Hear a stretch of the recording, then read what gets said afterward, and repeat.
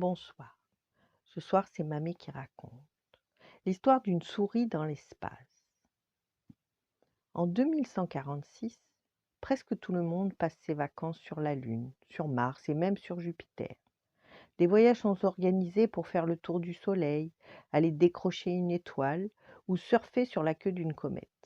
Pourtant, Léonie, la petite souris, n'est jamais allée dans l'espace. Elle rêverait d'approcher les étoiles et de s'asseoir sur un coin de lune, mais elle n'a pas le droit, car les souris sont interdites dans l'espace. Les hommes ont bien trop peur qu'elles ne grignotent les fils des engins spatiaux et ne provoquent un accident. Pour voyager dans l'espace, Léonie a tout essayé. Un jour, elle s'est cachée dans la combinaison d'un spationaute. Quelle idée! Le spationaute était une femme. Elle avait à peine glissé le pied dans son habit qu'elle s'est mise à hurler « Une souris, au secours !» Les gardes avaient aussitôt accouru, attrapé la petite souris, et « Dehors !» avait-il tonné. Une autre fois, Léonie s'était glissée dans une valise à destination de la Lune.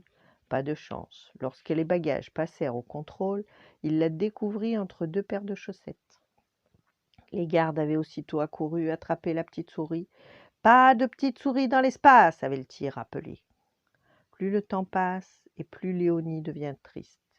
Elle ne veut plus jouer, elle mange à peine, grignotant son morceau de fromage du bout des dents. La nuit même, elle ne dort plus. De grosses larmes roulent sur ses joues.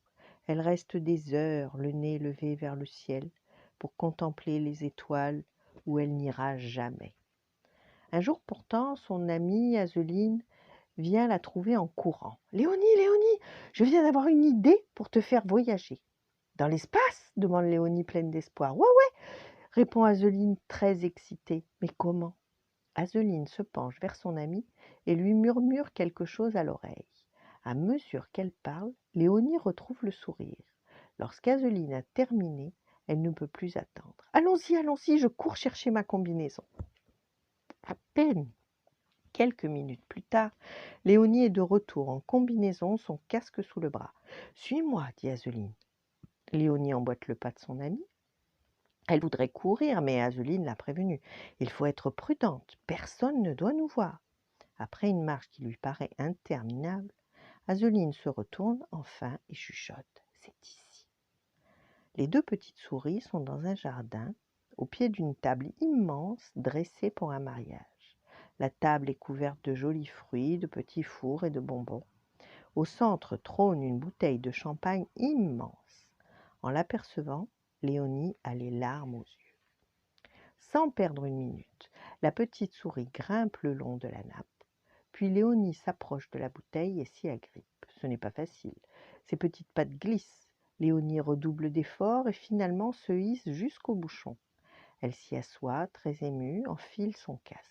« Je suis prête !» lance-t-elle à Azeline, restée tout en bas. « Bon voyage !» lui répond son amie. Alors, Azeline pousse la bouteille de toutes ses forces. Léonie s'agrippe au bouchon. La bouteille vacille, bascule tout à fait et cogne une corbeille de fruits. Sous le choc, le champagne se met à mousser et POC! Il jaillit du goulot, propulsant le bouchon, et sa petite souris à califourchon sur un bouchon de champagne. Ne vous étonnez pas, c'est Léonie qui poursuit son voyage dans l'espace. Voilà, bonne nuit, faites de beaux rêves et à demain.